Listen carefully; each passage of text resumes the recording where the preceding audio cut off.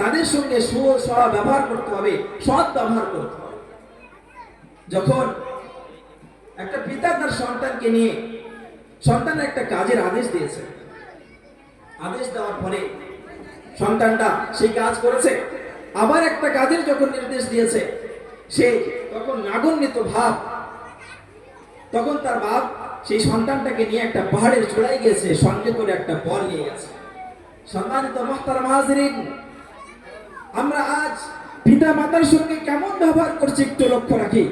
সম্মানিত মুহতারাম হাজিরিন, এই আমার আল্লাহর গোলাম, সেই পিতা, সেই বুড়ো পিতা তার সন্তানকে নিয়ে পাহাড়ের চূড়ায় গিয়েছে, একটা বল সঙ্গে করে নিয়ে, বলটা সঙ্গে করে নিয়ে যাওয়ার পরে বাপ সেই বলটা পাহাড়ের উপর থেকে নিচে ফেলে দিয়েছে, আর সন্তানকে বলছে, আমার কলিজার টুকরো সন্তান, তুমি ওই বলটা কুড়িয়ে আনো।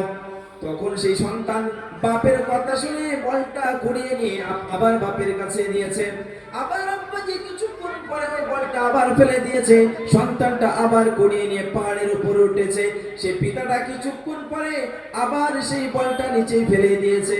তখন সন্তানটা বাপকে রাশ দিয়ে বলছে, বিভিন্ন রকম কটু কথা বলছে।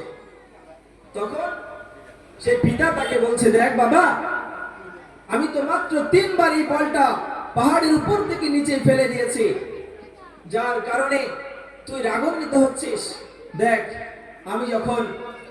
তুই যখন বাচ্চা ছিলিস, তখন আমি একটা বল নিয়ে সেই পাহাড়ের উপর এসেছিলাম, আসার পরে আর তোর কাছে এই বলটা দিয়েছিলাম, তুই বারবার খেলতে খেলতে বলটা মাটিতে ফেলে দিচ্ছিলিস, পাহাড়ের নিচে ফেলে দিচ্ছিলিস, আমি বারবার সেই বলটা কুড়িয়ে এনে তোর কাছে দিচ্ছিলাম, তুই আবার ফেলে দিচ্ছিস। আমি আবার সেই কষ্ট করে নিচেই নেমে সেই বলটা আবার কুড়িয়ে এনে তোকে দিচ্ছি, তুই আবার ফেলে দিচ্ছিস। তুই সকাল থেকে নিয়ে দুপুর থেকে নিয়ে রাত পর্যন্ত, সন্ধ্যা পর্যন্ত তুই এমন খেলা করতিস, আর আমি প্রতিবারে সেই বলটা কুড়িয়ে কুড়িয়ে এনে তোর কাছে দিতাম, আর তোর গালে আমি পাপ্পি করতাম। আর আজ আমি পিতা, বয়স হয়ে গেছে, আমি বলটা মাত্র 3 বার নিচে ফেলে দিয়েছি, যার কারণে তুই আমাকে এরকম রাগান্বিত হচ্ছিস আমার উপরে। সম্মানিত মুহতারাম হাজিরিন, আল্লাহ রাব্বুল আলামিন বলেছেন, তোমরা তোমাদের পিতা মাতার সঙ্গে সৎ ব্যবহার করো।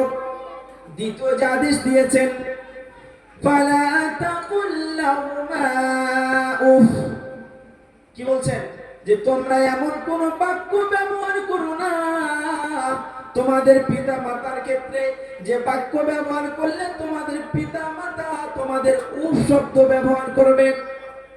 মুফাসসিরিনগণ অন্য একটা তাফসীরে লিখেছেন যে তোমাদের পিতামাতা এমন কোন কাজ করে যে কাজগুলো দেখলে তোমরা উফ শব্দ ব্যবহার করবে, অর্থাৎ যে তোমরা পিতামাতার সঙ্গে এমন কোন ব্যবহার করো না। আল্লাহ পাক দ্বিতীয় নির্দেশ দিচ্ছেন, প্রথম আদেশ দিয়েছেন ওয়াবিল ওয়ালিদাইনি ইহসানা, তাদের সঙ্গে সুন্দর ব্যবহার করো। দ্বিতীয় আদেশ দিচ্ছেন ফালা তাকুল উফ, অর্থাৎ তাদের সঙ্গে এমন কোন আচরণ করো না যে আচরণের কারণে তারা উফ শব্দ ব্যবহার